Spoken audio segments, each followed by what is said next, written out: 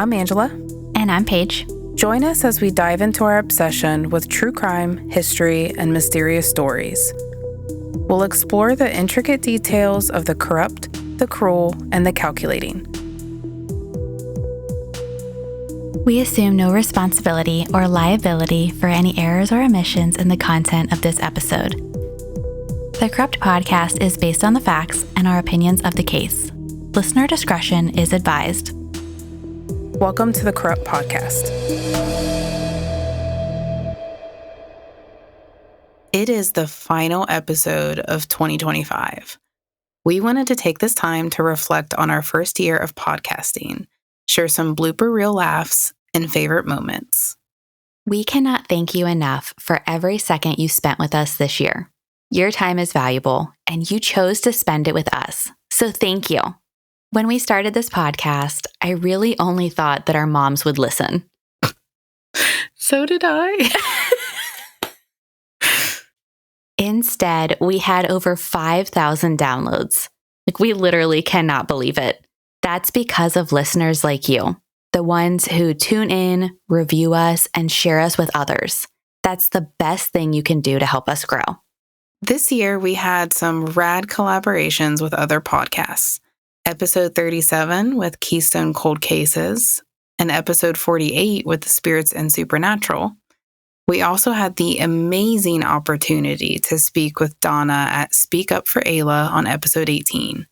Then we spoke with Faith Ely's mother, Amanda, and sister Caitlin for episode 33. To speak to these people and collaborate to share a story was a true privilege. So this brings us to our top 3 episodes of the year. Paige, let's start off with you. What were your top? Well, let's start out with one and then I'll go and then you go and I'll go. How about that? Sounds like a plan. Not necessarily in order, but episode 35 on frogging is definitely the most fun I had while researching an episode this year. Some of those stories were so off the wall, just strange, and they kept coming. Frogging is way more common than I thought, like this story out of Oregon from September 2025. After our frogging episode dropped, a witness saw a man park his car and walk towards the crawl space entrance of a condo in Happy Valley, Oregon. The sheriff's department was contacted, and then the homeowner was contacted. When the sheriff tried to use the homeowner's key to unlock the crawl space, he found the locks had been replaced. After forcing their way inside, it was clear the man, who was 40-year-old Benjamin Bakur, had been frogging there for many years. He had an apartment set up in that crawl space, complete with a bed, multiple televisions, an Xbox, and those fancy lights that people hang on their patios. Not only did he have multiple TVs, one of them was one of those huge old rear projection TVs that weighs so much it takes multiple people to move it. I found it very impressive that he got the whole bed and TVs down there by himself without anyone noticing. He must be buff. Very strong or very determined. The buff Benjamin. Our buff Benjamin was arrested on first-degree burglary. He also had a meth pipe in his condo crawl space apartment, so he was charged with that as well. And I had to share that story because it is just so common. Lock your doors, guys. People are frogging more than you know. Yeah, I would second that. And just to, piggyback off of yours here, the mayonnaise part in that frogging episode. Yes. That was funny. That was funny shit. Will you marry me in mayonnaise? Why mayonnaise? Why not a different condiment? We had a great time with that episode. What condiment should you use? Not ketchup, not mayo. Ketchup is menacing. It's menacing. Mustard is what we decided, wasn't it? Yes. Mustard was the condiment of choice. Okay, so my first favorite episode of the year would be episode 4, Dorothea Puente. The story was very unusual to me, and it stuck out in my mind. She was a grandma who shared so much love, so much hospitality with people in need until she decided to kill them. She buried them in her backyard while her avocado tree flourished. Just also weird, also creepy, and not talked about enough. And I also learned what a brothel was in this episode, I think, if I remember correctly. I do believe so. I'm innocent and I live under a rock, so I'm thankful for that. That was Dorothea. She was running a brothel out of like an office, I think. Mm-hmm. Yeah. And the police, it took them a while to catch her because it was such a unique business platform. I was like, oh, it sounds professional. It's out of an office. Little did I know. More professional than some, but still not on the up and up. And they did shut her down. My second favorite episode of the year was on Faith Ely. That episode was the hardest, but also the most rewarding. During the interview with Amanda and Caitlin, all four of us cried, and oh my gosh, was that so hard. It was also so incredibly rewarding to have a platform to bring answers and awareness to Faith's story, and also being able to put up a billboard in Oklahoma City asking for answers for Faith's family, just anything that we can do to help. And then to have Caitlin email us to say that we did an amazing job with their family story. There's just no better compliment to our podcast than Amanda and Caitlin allowing us to share Faith's story and letting us know that it turned out how they hoped. Yeah, I agree with you on this. Faith's episode was also one of my favorites from the year. It was very impactful. I think we reached a lot of people with this one. If we created this podcast and only shared this story and nothing else, I would say the show was accomplished and successful. Agreed. Because it pulled at your heartstrings, it made you feel, it made you want to do something about Faith's story. And that, in my eyes, is 100% worth it. I will forever be grateful for Faith's family and the vulnerability it took to share everything. Agreed. I think impactful is the perfect word for it. Mm-hmm. Yeah. Like that really summarizes it. Like just sitting there and talking to Caitlin and Amanda and hearing who Faith was and why her story is important and that every family deserves justice. No matter what walk of life you're on, we're all humans. We all deserve justice. And I think impactful. That's the perfect word. Preach it, girl. Preach. Sorry, I'm getting in the feels. It's our last episode of the year. It's all about the feels. We're emotional, damn it. For my last pick, I had a really hard time. I cannot just pick one. This whole process wasn't easy. It was not easy, so I'm stretching it into two. It's a tie between two mysteries, Ayla Reynolds and Brian Schaefer. I heard about Ayla and Brian's stories many years ago, and they really stuck with me. Just like Faith, their families deserve answers. Those are good ones. My last one, I was kind of the same way in between two of them. We've gone rogue. We're doing our top four.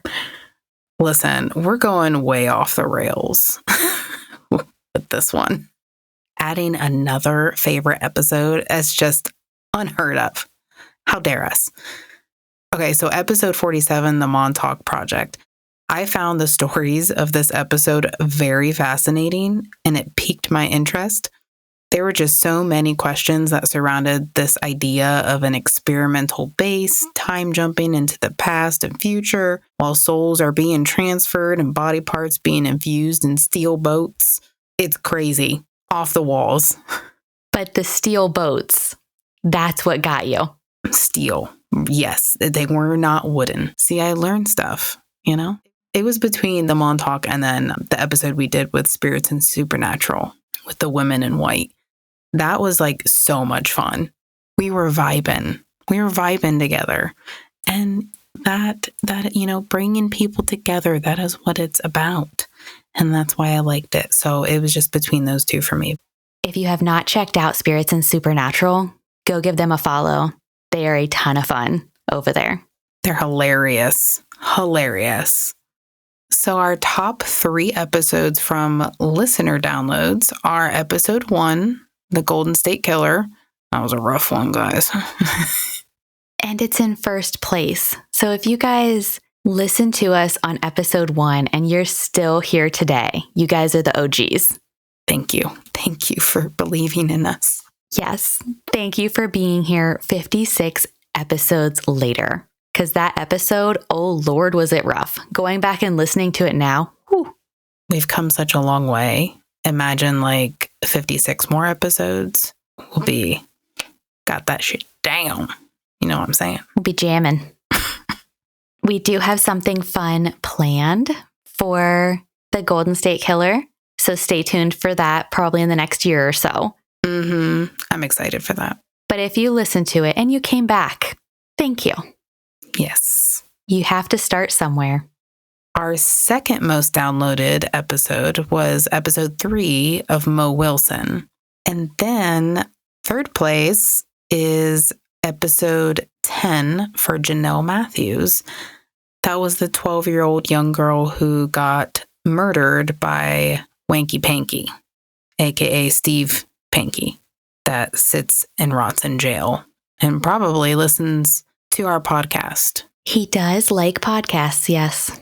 So, moving on. Also in third place is episode 24 on Ted Bundy.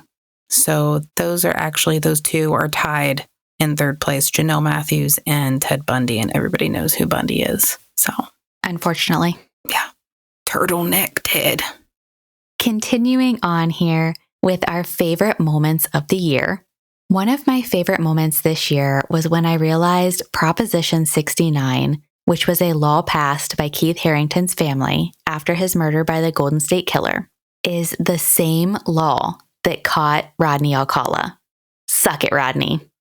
That just delighted me. I cannot even tell you. Months later, I was reading about Rodney Alcala and Proposition 69 came up and I was like, oh my gosh. Guys, it's the same law. I'm still excited. Connecting the dots. Look at you. Rodney Alcala was just, there's 2 episodes there and it was just, it was awful. I mean, he is a hateful person to hate, but you like hated him. You were like, he's a dick.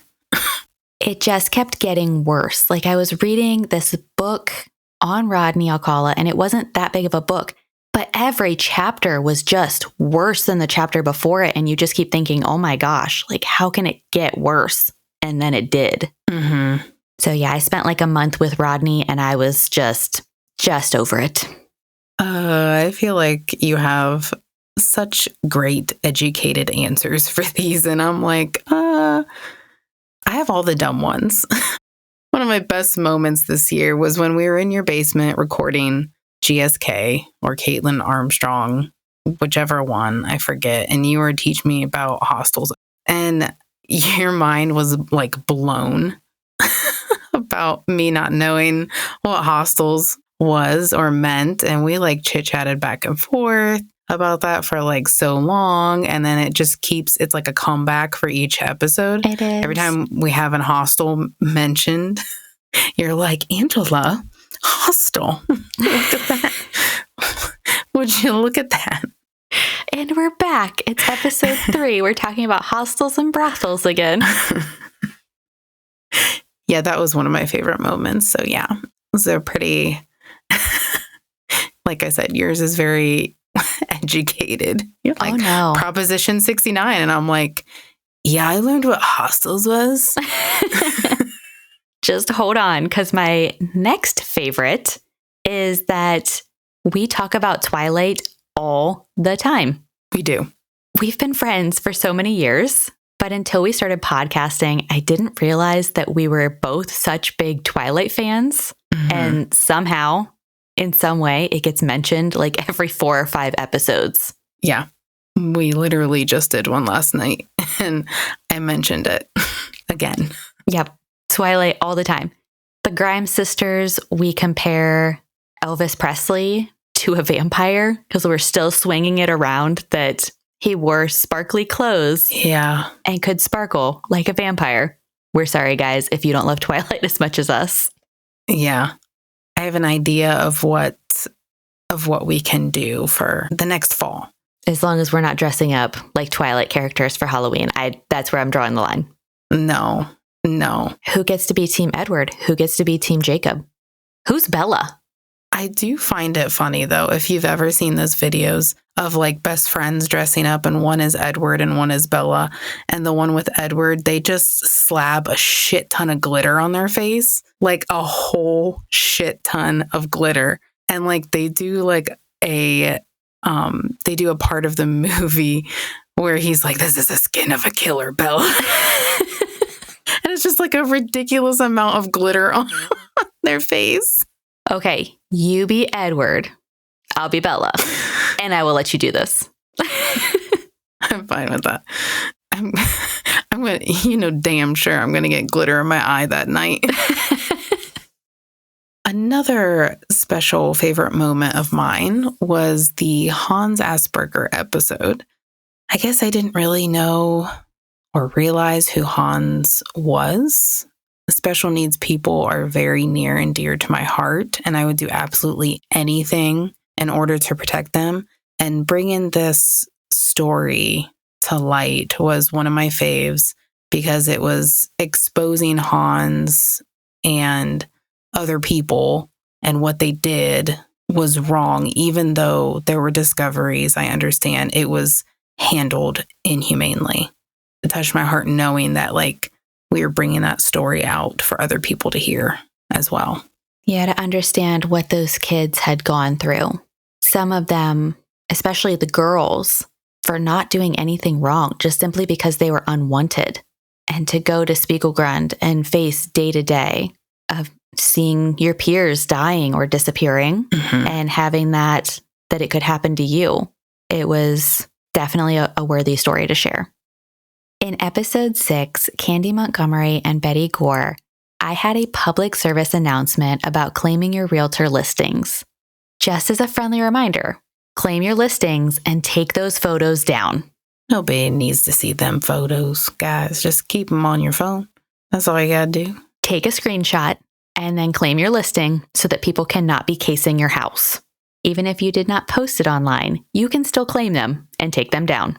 On that note, another favorable time of mine was watching and comparing the two Candy shows.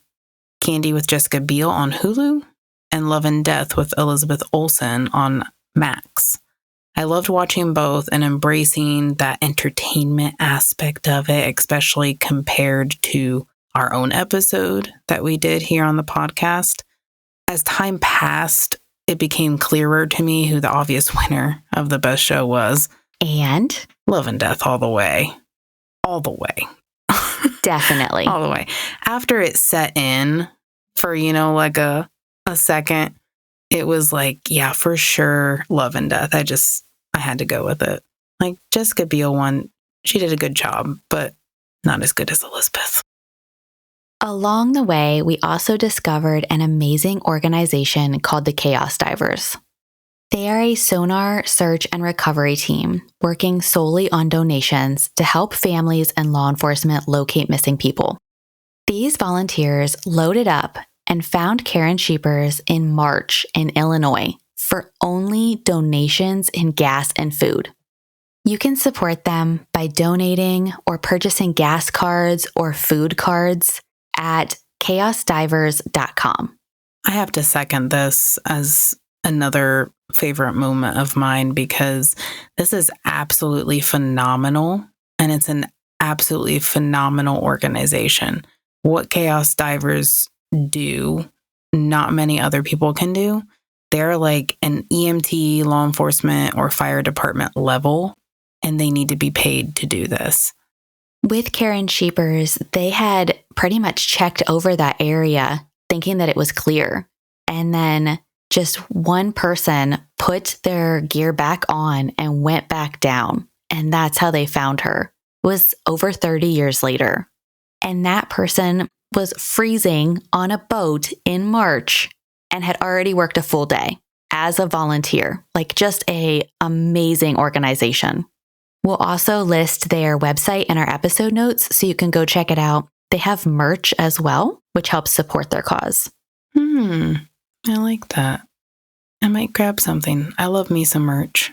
They have shirts and stickers. I saw a bunch with like dogs on it. Most recently, it looked like they were working on repairs for an RV so that they could travel more efficiently.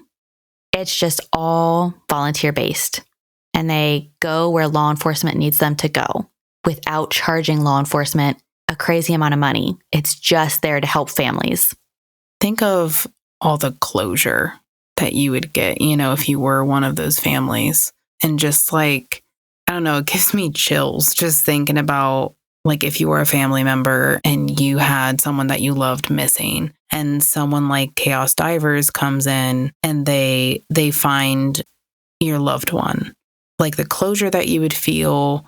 But, after so many years, especially if it's been that many years, also to be so thankful for an organization. It's just, it's wholesome. It really is.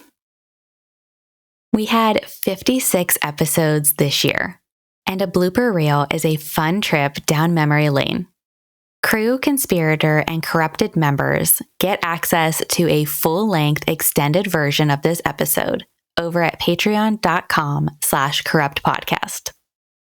Our first blooper is from one of my favorite episodes of the year. This is episode 35, Frogging. Dolly secretly moved Otto into the attic. When Fred went to work, Otto would be let out of the attic to spend the day with Dolly. When Fred arrived home in the evening, Otto went back into the attic. Attic? He's Otto in the attic. Everybody needs an Otto in the attic. Oh, that was great. Otto in the attic. Hashtag Otto in the attic. Apparently everyone needs an Otto in the attic. Okay, here we are, guys. We should have some shirts made of this next one. Creme de meth. Clear back to episode 4 on Dorothea Puente. Ruth was drinking from a special creme de meth drink. Oh, I said meth. She's got a little meth. Okay. Did you say she's got a little meth? Yep. I didn't remember that part. From Elizabeth Fritzl's episodes. In the mid-1890s, a daughter was born named Maria. I say this wrong every time. Is that Maria or Mariah? It's Maria. Maria. Thank you. I get it wrong every time. Mariah is with an H. H. At the end. Every time, Angela. Hey, this is a no judgment zone. Okay. In the mid-1890s, a daughter was born and named Mariah. Maria. Damn it. I told you. It is a lifelong problem. Ian and Ian. It's the same word to me. Sean and Sion. Sion. No. It's Sion. Still unclear about Mariah and Maria, just to be clear. That part got me when you said Mariah, and I'm like, Mariah. Next up, we have favorite words in 2 episodes. First in Betty Gore and Candy Montgomery, then later in Jack the Ripper. Man, Alan just sounds like a bitch to me. I'm sorry. Just goes back to Alan being a bitch, really. I'm sorry. He's just like freaking out. Also our opinion. Yes. This is not slander. This is not slander. I'm sorry. It's not. Sorry, Alan. You're not a bitch. Kind of you are. There comes the bitch again. Mm-hmm. The bitch. I'm sorry. I went dark. This went dark. I went dark. Maybe I am camming. You are camming. I'm sorry. I couldn't even say it right. Come on, Alan. Don't be a bitch. Oh my gosh. I'm going to keep bringing that back. Yeah. He reports that she was pretty lit up at that time. She was lit up. Just trying to picture in 1880s. She's lit up on whatever the bootlegged hooch would be. Like, imagine the rum. Like, it's not filtered, well taken care of rum here. This is like... Yeah, they were lit. Yeah. Instead, she sent a letter to the detectives of Scotland Yard, pointing out the deficiencies in the Metro Police and recommending the courts of the East End be lit at... There's the lit again. It's a different kind of lit. It's a different kind of lit. This podcast is a lot of fun. Like, it's a shitload of work, but it's also a lot of fun. We get corrupted in this podcast. It's a pretty... Is it lit? I don't know. Would you say it's lit? I was trying to think of a word for, like, hidden. Well, if we were still hidden, we'd be lit, so we'd be found. Oh, I mean... It was a really bad joke. Oh my gosh. Those are obnoxiously dumb. All those. Don't be a bitch, Ellen. Don't be a bitch, Ellen. Don't be a bitch, Ellen. And then I like repeatedly just apologize. I'm sorry. I'm sorry. Don't be a bitch, Ellen. Which is part of the reason why it got cut from the original. Thank God. But also why we're playing it now, because it's just a solid blooper of ridiculousness. Don't be a bitch, Alan. I really would take it upon us to like wear shirts that say don't be a bitch, Alan. It did become a year-long joke. It did. So that's another one, like creme de meth. Like, it just became something that we had to throw back on all the time. Imagine like 3 or 4 years from now, and we'll have something that, that will bring it back. It'll be like that much funnier. The bloopers just keep coming. Oh, yeah. In this next blooper, we're researching and whispering as we go from episode 16 on Rodney Alcala. The Golden State Killer case unfortunately wasn't solved by Proposition 69, but 53,000 other cases were solved. Rodney is one of those 53,000. Not only was he linked to other murders in 2002, they are still comparing his DNA today to solve other cold cases. Good job, Ron and Bruce. Woo! Yes, just the overlap there that we were taking it back, this made me so excited. I was like, yes, we got this guy. It's definitely giving me good vibes. I'm happy that they did that. I hope they were too, or are. Are they still alive? We don't know. I don't know. They're pretty old. I think they are. I think they are. Sure, we'll just call that. We were also a smidge rude. I don't know. They're pretty old. Well, it just takes you down memory lane for us. This was hilarious. They were old. They were old at that time. So They were, yes. Then we have one from our Halloween special on John Douglas White. To our knowledge, Teresa Etherton is the only surviving survivor. Survivor. I was like, something's not right about that sentence. With 4 parts on Ted Bundy, we had quite a few bloopers here, guys. Liz would describe his love for Liz as so extreme it was destabilizing. I mean, you said Liz would describe her love for Liz. I'm like, self-love over here. Come on. Self-love. Okay. Yeah. Thank you. We're preaching self-love. Not so much that it's destabilizing, though. I can't drive with a unibrow, really. Also, in September, Liz ran into Ted's old lunch lady in a supermarket. Damn it. Lunch lady. I love that so much. That would have been way more badass. She was like, I used to put Sloppy Joe on a bun for him. Ted had a lunch lady. She was out for him. This is a tie for me on I can't drive with a unibrow versus Ted's old lunch lady and Sloppy Joe on a bun. The driving with a unibrow, okay, you have to understand, this was 4 parts of Ted Bundy. Yes. I'm pretty sure this was like at 1:30 a.m. in the morning when we were recording it. I was very tired. I was very drained.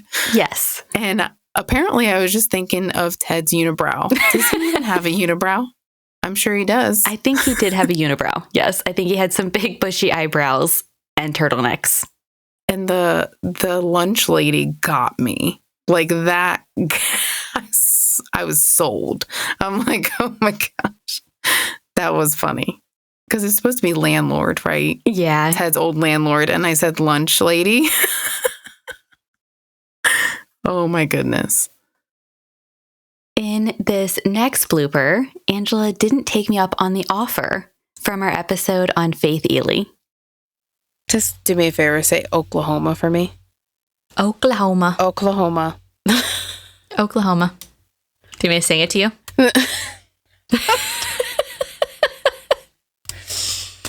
Why do I have a feeling that you would? Next, we have a combination of some fun ones. Air.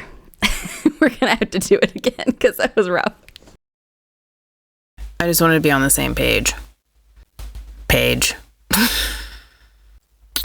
I've never heard that before. I had to do it at some point. I know. Paging page. Oh no, pagers are no longer a thing. Bummer. Sometimes Paige and I, we just go completely rogue and discuss random things. So here's one of those times. Listen, my bananas had seen better days. Okay. They were... I constantly have that in my house. I had like 2 semi-okay bananas that were perfect for banana bread. And then I had another stack that was like all 5 of them were complete black. And, and I asked my dad, I held one up. I'm like, you think this one's okay to use? And he responded, your mom would use it. Oh my gosh. But did you use those bananas for banana bread? No, I tossed them out. It's just one of those things where your parents, like, you know how they try to parent your own child. They're like, oh, I did it with you. You turned out fine. Like so many of the things. Waste not, what not, I guess. Yeah. Like, how old is this cheese in the fridge that you fed me? Oh, it's fine. Smell it. It's fine. It's not growing mold. It's fine. It's past the expiration date. It's fine. You're alive. Oh, gosh. Aren't you? Gotta love them. Most definitely. And just go ahead and throw those black bananas away. That's too far. It's gone. Yeah. They were tossed out pretty quickly. We're ending with this final blooper from one of our most recent episodes, the collaboration with Spirits and Supernatural. This is episode 48, The Woman in White. The woman asked Jerry to stop the car in front of the Resurrection Cemetery and then vanished right in front of Jerry's eyes. The next morning, Jerry drove to the south side address the woman had given him. An older woman answered the phone, and she answered the phone. Hello. The door phone. Yeah. It was a ring. If you guys enjoyed this, the bloopers continue over on our Patreon for Corrupt crew members. we decided we should have a game show for the next portion of our episode. So we're going to read quotes from episodes throughout 2025 and see if the other person can guess the episode. So Paige, why don't you go ahead and start, and I'll try to guess what it's from. So the first one I picked is, quote, "Well, you know where I live. You know who I am. You're more than welcome to come over and try. I'll be waiting for you." That was the father in GSK, not the father of the Golden State Killer, but the father, the one that Golden State Killer called him over the phone, and he was like, "I'll be waiting for you." He's badass. Yep, you got it. His name was Pat Mono, and this was his response to GSK back in 1975. After GSK called Pat on the phone, he had already robbed their house, stolen a bunch of his wife and daughter's items, and then he called and threatened Pat's wife and daughter. And that was Pat's most epic response. I mean, I remember that one very specifically. He was the real MVP. He was. Let's go, Pat. Okay, so here's mine. The bodies were all severely decayed, and in several cases, the internal organs had melded together into a leathery mass that looked like beef jerky. That is Dorothea Puente's episode. Ding, ding, ding. You are correct. I think she had put lime or lye on their bodies. No. Was it lime? Like gardening It was lime? one of the two. Yeah, and then real thin concrete. Yeah. And just the beef jerky part is just like really stuck to me. Just stuck to me. It's just not a good thing to think of at all. The one police officer, remember, he was like pulling on what he thought was a root, I think. Yeah. And it was not a root. Mm-mm. My second quote, we said, "Hey, we're going to the Union. You should come." He said, "I don't know. I might be busy on Friday." He was totally kidding. His idea of being busy was watching Netflix on the couch. Joey LaBute. Nailed it. You got it. Yay. Did we get a prize? No. A pat on the back? I can bake you a cake. Your face was so not impressed with that. I can bake you a cake? If it's the GSK Pat, I'll take that. Oh. Just kidding. I want his courage. That's what I want. Yes, most definitely. Okay, so my second one is, I'll tell you only one thing. We will not see each other again. And this is the very last letter you will receive from me. I'm very sorry. I actually don't know. I'm not sure where this one comes You don't from. know? No. Really? Okay. Should I give you a hint? Yes. Spiegelgun. Hans That's pretty much Asperger? giving it away. Yeah. So it's Hans's episode, but who said it? It was the little girl. that wrote to her uncle, was it? Yes. But she does end up living. We think she ends up living. Yeah. Right. I think that's what stumped me, is that she wrote that letter thinking that she was dying, but she did make it out alive. Nice one. Yeah. Mm-hmm. Yeah. Thanks. This last one, I think, is going to be pretty easy for you. They had left the physical universe and had no familiar surroundings to relate to. The crew were subsequently discharged as mentally unfit after having spent considerable time in rehabilitation. The status of mentally unfit made it very convenient for their stories to be discredited. Montauk? Most definitely. Yay. Okay, my third one is probably going to be easy for you.